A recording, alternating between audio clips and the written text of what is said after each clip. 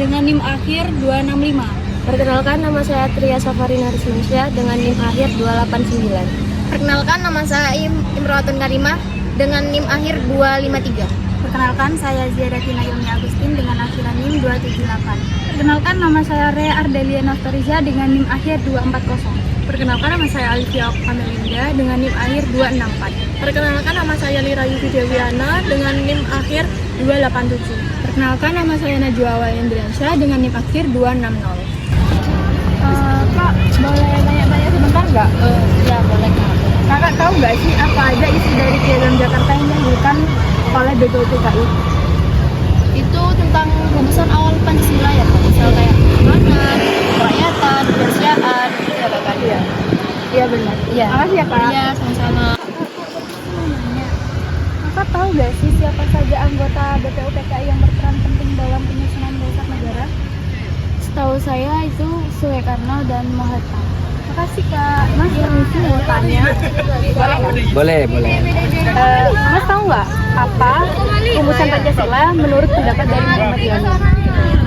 Ada pri kebangsaan, pri kemanusiaan, pri ketuhanan, pri kerakyatan dan juga kesejahteraan rakyat. Oh iya. Makasih ya Mas. Assalamualaikum warahmatullahi wabarakatuh. Saya perwakilan dari kelompok 5. Di sini saya akan membacakan ringkasan tentang BPUPKI. BPUPKI yaitu Badan Penyelidik Usaha-Usaha Persiapan Kemerdekaan Indonesia yang dibentuk pada 1 Maret 1945 oleh Jepang sebagai langkah persiapan untuk kemerdekaan Indonesia. Tugas utama BPUPKI adalah menyelidiki dan merumuskan dasar negara. BPUPKI terdiri dari berbagai elemen masyarakat, termasuk tokoh-tokoh nasionalis yang beragam latar belakangnya.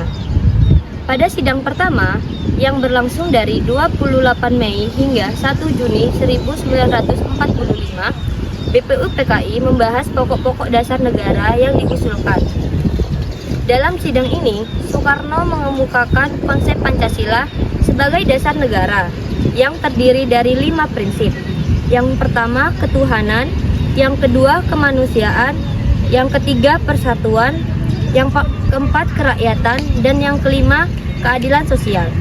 Konsep ini diterima sebagai ide pokok dalam perumusan dasar negara. Sidang kedua diadakan dari 10 hingga 17 Juli 1945, di mana rancangan UUD 1945 dibahas dan disepakati dengan Pancasila menjadi bagian integral dari konstitusi. Assalamualaikum warahmatullahi wabarakatuh. Di sini saya perwakilan dari kelompok 5 mau menyampaikan tentang ringkasan Pancasila. Terkait sejarah perumusan Pancasila, perumusan Pancasila sebagai dasar negara mencerminkan kondisi sosial politik Indonesia pada masa itu. Indonesia terdiri dari berbagai suku, agama, budaya.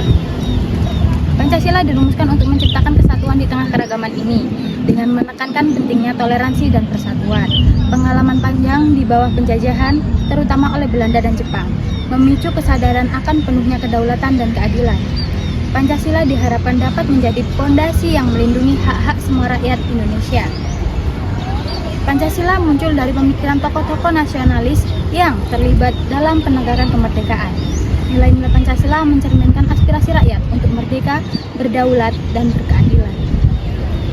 Pancasila juga mengadopsi konsep-konsep modern dari berbagai ideologi seperti demokrasi, sosialisme, dan humanisme yang disesuaikan dengan konteks Indonesia. Ini menunjukkan upaya untuk membangun sebuah identitas nasional yang kuat. Secara keseluruhan, Pancasila tidak hanya sebagai dasar negara, tetapi juga sebagai simbol persatuan identitas nasional yang terus relevan dalam konteks sosial politik Indonesia hingga saat ini. Terima kasih. Wassalamualaikum warahmatullahi wabarakatuh.